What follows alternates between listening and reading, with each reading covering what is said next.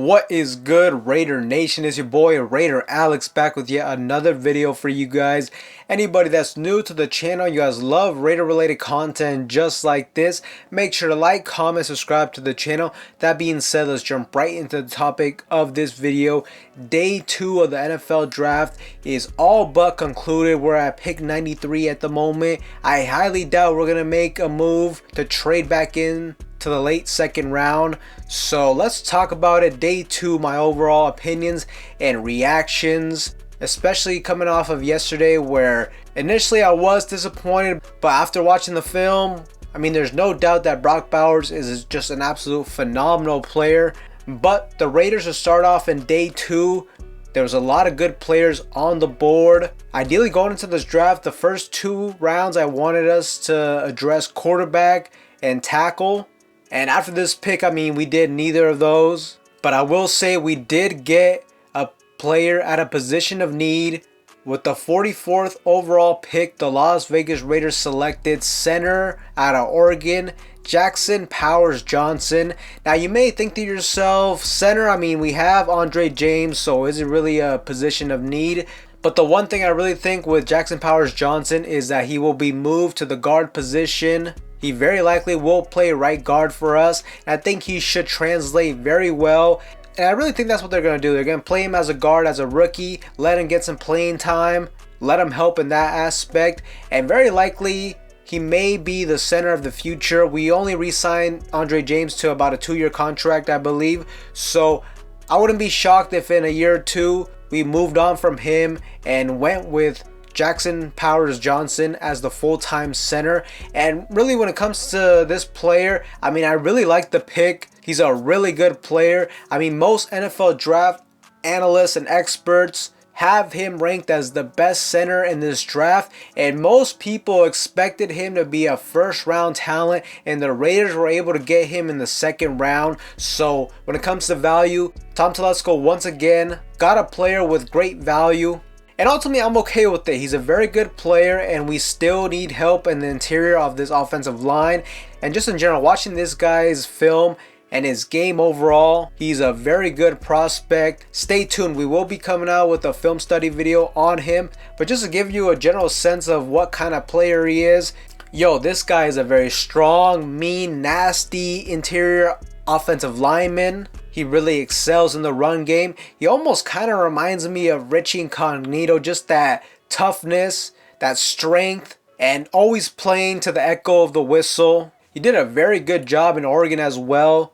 In his whole entire college career, he did not give up 1 sack. And last season, he gave up 0 sacks, 0 quarterback hits, and just 1 quarterback hurry. Now, to be fair, I will say the Oregon Ducks offense was an offense that got the ball off very quickly a vast majority of the times, but still, just watching this guy's film, he definitely jumps out on tape.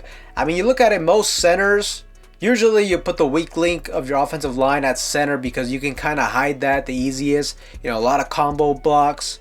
But this guy is very strong by himself. He doesn't always need a combo block. He can definitely handle one-on-one matchups by himself. And just the physicality and the toughness, just the style of play he brings, I think will definitely translate to the NFL. And he's just going to help set the tone for the Raiders' trenches moving forward, and more than likely help establish a strong running game, which is what our head coach Antonio Pierce envisions, and it's what our offensive coordinator Luke Getsy was known for with the Chicago Bears. So overall, I like the pick. And honestly, I feel like most of what I've been seeing, almost everybody is okay with the pick. They like this pick.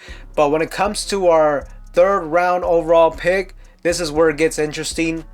I'm sure we're going to have a lot of mixed opinions on this. The Raiders, with the 77th overall pick, we selected offensive tackle Demar Glaze. Now, I'm going to be completely honest. As soon as I heard that name, I had no idea who this guy was. Who the fuck is that guy?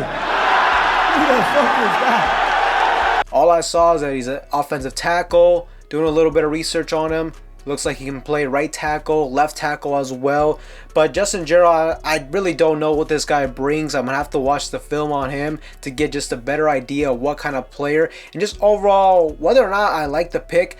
Now, I will say though, Just based on what I've seen, it looks like he was projected by most to be like a 5th round draft selection, and that kind of makes sense why, you know, like around this range in the 3rd round, I never really have seen that name pop up. So it really doesn't seem like, when it comes to value, that Tom Telesco did a good job with this pick. It low-key kind of seems like a reach, and as I said, man, I honestly had no idea who this was as soon as we picked him up. But I will take a little bit of time to think about it, to watch his game overall, and just see if it's a good pick at all. I mean, I feel like the situation of our offensive line is very clear. We need help on that right side. We need help on that right tackle position. So if he can come in and step in at right tackle, then it's a good pick.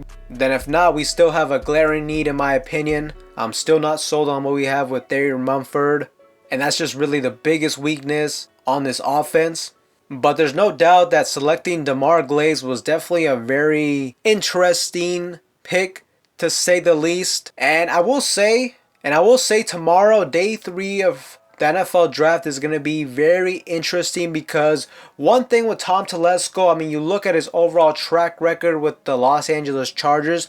I mean, more times than not, he got it right in the 1st round. He typically doesn't overthink it. He typically always just goes best player available, which is awesome, which is cool. But you look at his track record when it comes to these later round picks, the guy has struggled to get good players that can contribute to the roster and just provide overall depth in the later rounds. I mean, you look at the Chargers throughout the last several years, they've always been a team that seems to have a lot of talent, but they're more of a team that's always been top heavy, and whenever they get hit with those injuries, they don't have good depth players to back that up. And I think a big part of that was Tom Telesco not hitting on those later round picks.